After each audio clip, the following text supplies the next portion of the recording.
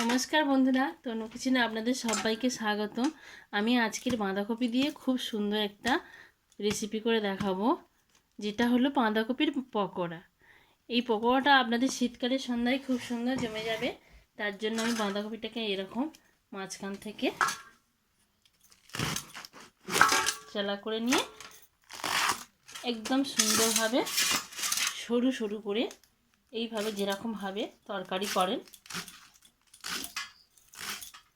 এরকমভাবে কেটে নিতে হবে। আমি এইভাবে সবকটি কেটে নিচ্ছি। আমার সবকটি বাঁধাকপি কেটে নেওয়া হয়ে গেছে। আমি এটা ধুয়ে কেটেছিলাম, সেই জন্য আমি আর ধুইব না। আমি এই বাঁধাকপিগুলো আমি একটা বাটির মধ্যে নিয়ে নিচ্ছি। এইগুলো আমি এবার একটু লবণ মাখিয়ে নেব। সামান্য লবণ দিচ্ছি। এই যে এখানে জিরে আর লঙ্কা ভেজে রেখেছিলাম দিচ্ছি,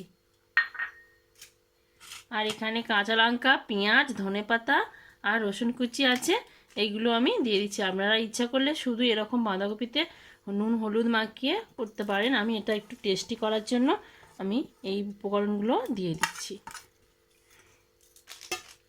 এবারে এটা এই মশলাটা অপশনাল, আপনারা দিতেও পারেন নাও দিতে পারেন। আমি একটু ম্যাগি মশলা দিয়ে দিচ্ছি, চাট মশলা দিলেও হবে।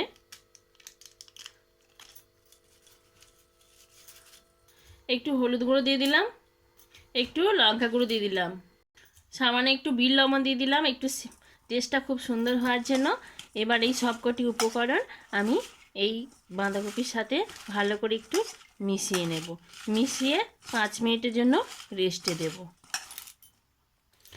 বাঁধাকপিটা রেস্টে রাখার পরেই যে সামান্য এই যে জল ছেড়েছে, নুন দিয়েছিলাম, আমি কিছু বাইরের এক্সট্রা জল কিছু দিইনি। আমার এই যে বাঁধাকপি থেকে যে জলটা বেরিয়েছে এই জলের মধ্যেই আমি একটু বেসন দিয়ে দিচ্ছি, 2 চামচ 3 চামচের মতো বেসন দিলাম।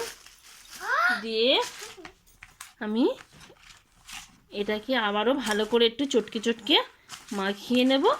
মাখিয়ে 5 মিনিটের জন্য আবারও রেস্টে রাখবো।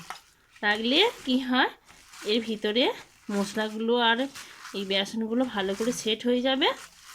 তারপর আমি রেসিপিটা করে দেখাচ্ছি বন্ধুরা, আপনারা দেখতে থাকুন আমি কিভাবে কি বানাই। 5 মিনিট হয়ে গেছে বন্ধুরা।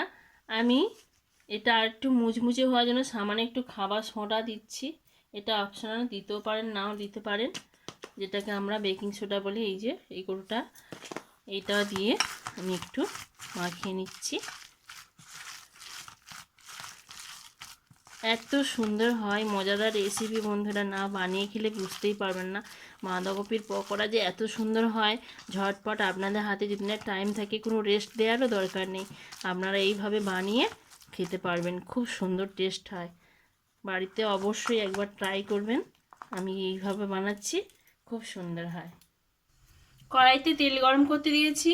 আমি এইগুলো ছোট ছোট পকোড়া শেপেও দিতে পারেন আর বড়া শেপেও দিতে পারেন। আমি এরকম ছোট ছোট সাইজের বড়া শেপে তেলের মধ্যে দিয়ে দিচ্ছি।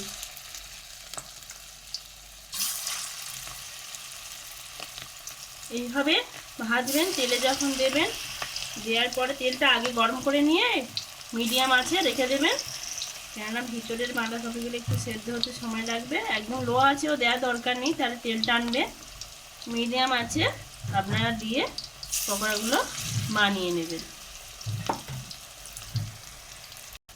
পকোড়াগুলো ভালোভাবে উল্টে পাল্টে সুন্দর করে ভেজে নেবেন। পকোড়াটা বাড়িতে অবশ্যই বানিয়ে খাবেন। এখনও শীতকাল আর এই বাঁধাকপি সিজন আসছে, সন্ধ্যেবেলা বসে বসে মুড়ি দিয়ে খেতে বেশ ভালো লাগে, বা শুধুও খেতে ভালো লাগবে। আর যদি ভিডিওটি ভালো লাগে একটু লাইক করে দেবেন। দেখুন বন্ধুরা, এইভাবে আস্তে আস্তে ভেজে নেবেন। সবকটি হয়ে গেলে আমি দেখাচ্ছি কিভাবে কি কতটা সুন্দর হলো।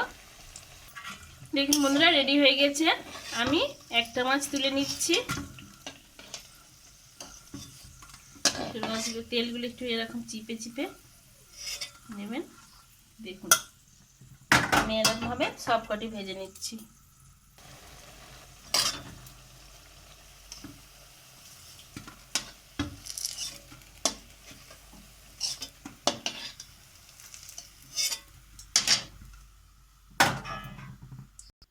দেখুন বন্ধুরা কতটা সুন্দর হয়েছে। আবার দেখা হবে অন্য কোনো ভিডিওতে। টাটা।